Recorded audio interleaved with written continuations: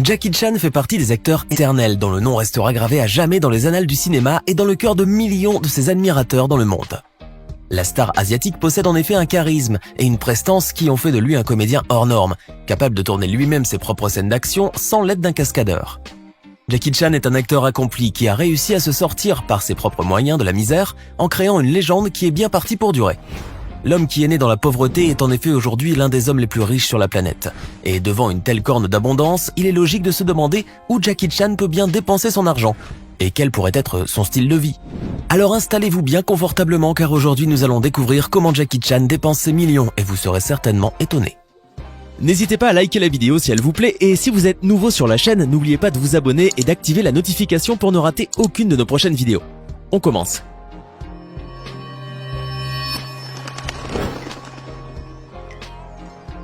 Aujourd'hui, Jackie Chan est l'un des hommes les plus riches et les plus influents au monde. Mais il n'a pas toujours eu la vie rose et les premières années de sa vie se sont pratiquement déroulées dans la misère la plus noire.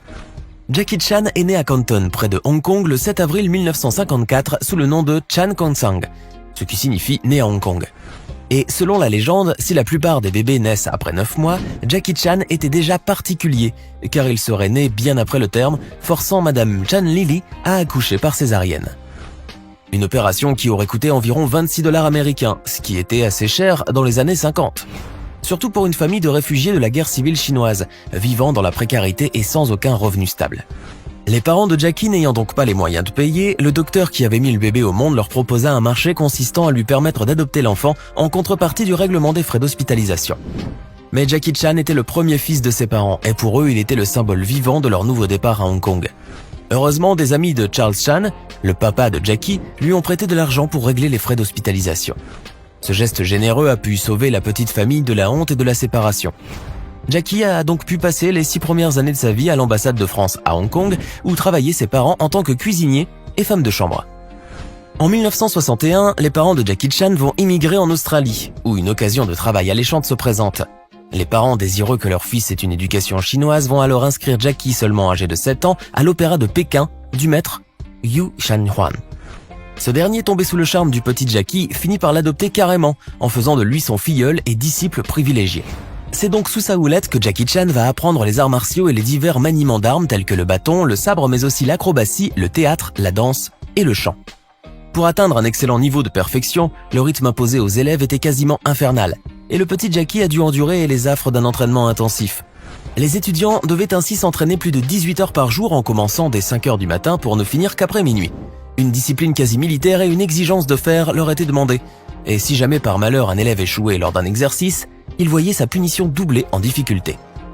En vérité, l'entraînement était à ce point ardu et dangereux que le contrat signé entre les parents de Jackie et l'école stipulait que s'il mourait des mauvais traitements subis, ceci restait légal. Lorsque Jackie était encore nouveau dans l'école, son maître lui aurait demandé de sauter par-dessus une table pour faire ses preuves. Jackie lui répondit qu'il n'en était pas capable. Alors le maître sortit un fouet et Jackie, terrifié, ne sauta pas une table, mais 2. Toutefois, au sortir de cette école, Jackie Chan était devenu un véritable maître en arts martiaux, capable d'effectuer de fabuleuses acrobaties et des cascades hautement dangereuses. Il commence alors une carrière timide au cinéma, d'abord comme cascadeur, puis comme figurant. En 1972, il réalisa l'un de ses rêves en côtoyant ainsi son modèle Bruce Lee dans La Fureur de vaincre, même si ce n'était qu'un rôle mineur. Jackie Chan retrouvera plus tard son idole dans quelques-uns de ses autres succès tels que le film culte Opération Dragon, mais toujours dans des rôles de figuration. Pourtant, et grâce à son charisme et à ses capacités physiques hors normes, Jackie Chan prend très vite du galon et devient de plus en plus remarqué dans le monde du cinéma hongkongais, pour qui il représentait une véritable bouffée d'air frais. Jackie avait en effet commencé à tourner sous les ordres du réalisateur Nguyen Hung Ping, qui lui laissa une liberté totale dans son travail de cascadeur. Jackie Chan commence alors à développer un style particulier mêlant l'action à la comédie, un nouveau style qui deviendra sa marque de fabrique et qui établit le genre du kung-fu comique. Cette particularité que seuls très peu d'acteurs peuvent se targuer de posséder n'est pas la seule marque de fabrique de Jackie Chan, car l'emblématique artiste a surtout percé grâce au savant mélange d'humour et d'action dans ses films.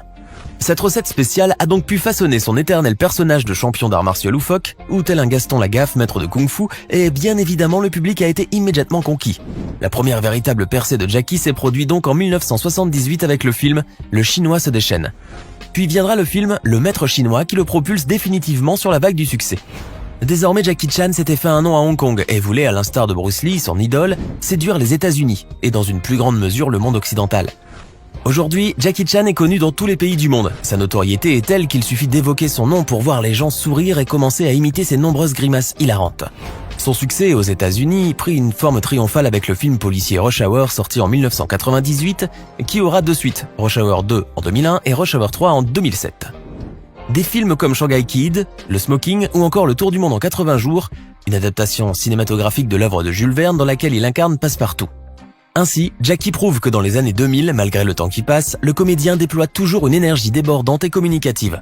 Il n'en oublie pas pour autant son pays natal, puisqu'il apparaît également en 2004 dans The Myth, où il incarne un archéologue, sorte d'Indiana Jones des temps modernes, ou encore New Police Story, dans lequel il interprète une légende vivante de la police de Hong Kong. Après le succès de Rush Hour 3, il passe derrière la caméra pour Opération Condor 3, Chinese Zodiac. En 2008, il partage pour la première fois la vedette avec Jet Li, une autre star asiatique, dans Le Royaume Interdit et prête sa voix dans Kung Fu Panda où il incarne le singe. Une carrière aussi prolifique et autant couronnée par le succès a fait gagner à Jackie Chan une grosse fortune après une vie misérable.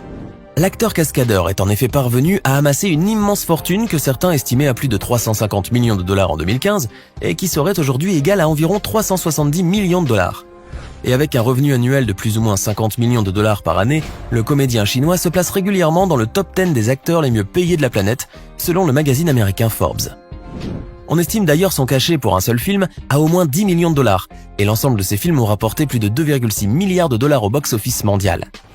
Toutefois, son extrême richesse ne vient cependant pas que de ses films, mais également de ses différentes marques.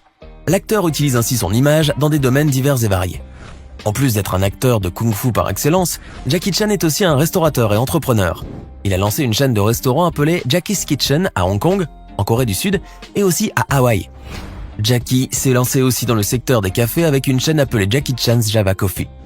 Jackie Chan a donc pu démontrer qu'il avait le don pour les affaires et savait comment faire fructifier sa fortune et gonfler encore davantage ses nombreux comptes en banque. Bien qu'au départ, l'acteur était parti pour dilapider pratiquement tout son patrimoine. En effet, et après une vie dans la pauvreté et dans la misère, le fait de gagner beaucoup d'argent aura très vite fait tourner la tête au jeune acteur. Le succès mondial de ses films et la frénésie collective des médias à son sujet avaient ainsi poussé Jackie vers des sentiers peu recommandables et très vite, il sombra dans la spirale infernale de l'alcool, des prostituées et des jeux de hasard. Lorsqu'il a commencé à devenir célèbre à l'international, Jackie était devenu une personne que même sa famille ne reconnaissait plus. L'acteur menait une double vie et s'éloignait de plus en plus de son épouse, l'actrice taïwanaise Joan Lin, et son jeune fils de 2 ans, Casey, afin de retrouver ses amis de beuverie et les escort girls qu'il entretenait.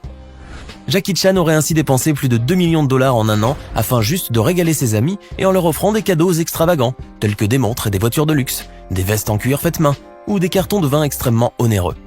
Son style de vie luxueux était quasiment scandaleux tant Jackie semblait n'accorder que très peu de valeur à l'argent, comme en témoignaient les nombreuses voitures de luxe qu'il envoyait régulièrement à la casse lorsqu'il conduisait en état d'ébriété avancée.